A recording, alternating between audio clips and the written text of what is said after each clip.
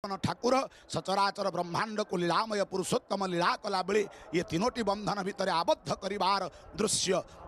देखा जाए। आउ कि क्षण पर जो 108 गड़ा चाहाणी मंडप निकट में काली अधिवास होते एवं ता उपरे गोटाए गोटाए करिया नड़िया रही बेणा चेर इत्यादि समग्र जंगल जात वनजात द्रव्य पड़ी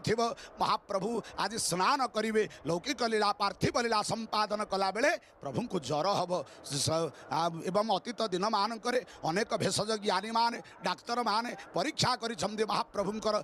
सामर्थ्य होती सार्थक होती तेणु एमात्र संदेह ना कारण प्रभु जो लीला संपादन करती से लीलामय पुरुषोत्तम से लीला को सुचारू रूपे परिदर्शित करती। दर्शक बंधु तेणु ज्वर में प्रपीड़ित हे 14 दिन प्रभु अनवसर गृह भितर रे लुकायित हम तनु कहीं हम ना ब्रह्ममय पुरुषोत्तम तो सब बेले अच्छा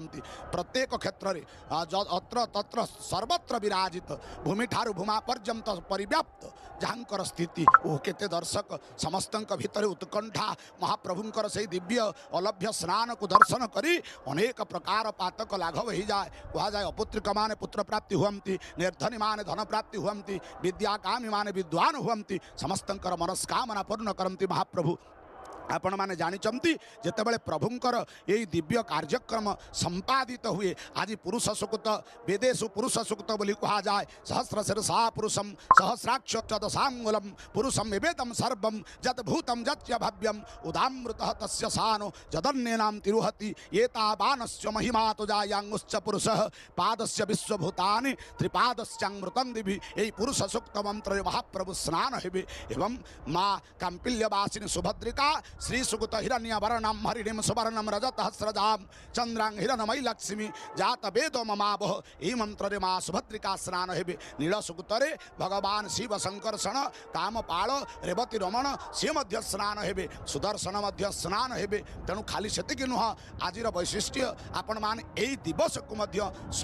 ज्येष्ठा स्नान बोली कहा जाए कारण समुद्र ज्येष्ठा मंत्र गोटे अच्छी जो महाप्रभु आज स्नान हेबे जहाँ आमर वैदिक ऋग्वेद प्रमाण करती समुद्र ज्येष्ठा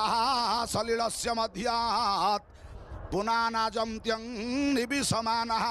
इंद्रो जव्रंजी वृषभो नाररिददाम् आपं देवीरः मावन्तु ये मंत्र रे महाप्रभु स्नान हेबे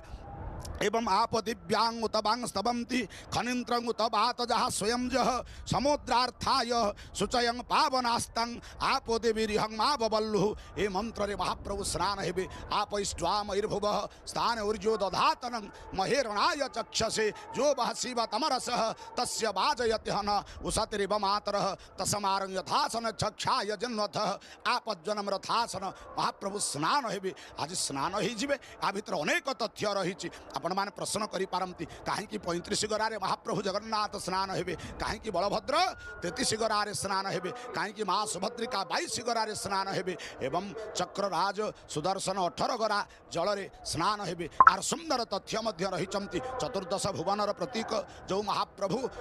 जहाँकर निर्देश रे चतुर्दश भुवन परिचालित भूलोक भुवलोक स्वलोक महलोक तपलोक जनलोक सत्यलोक पर्यंत परिव्याप्त जहाँकर स्थिति भूमि ठारू भूमा पर्यंत जे सर्वव्यापक से निश्चित भाव में से सुंदर तथ्य गुड़िक संयोजित करी आम जो स्नान करा महाप्रभु से दिव्य कथा आपण मानक निश्चित भाव में श्रवण करेबू। तेणु से महाप्रभु आज ये अलभ्य स्नान करेंगे प्रत्यह बिंब स्नान हुआ।